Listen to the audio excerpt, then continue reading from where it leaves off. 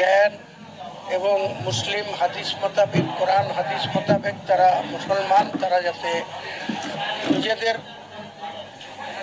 সমাজকে আরও বেশি সুরক্ষিত এবং মুসলিম সমাজের মানুষকে যাতে আরও সম্মানিত করার জন্য কাজ করেন ভালো হয়।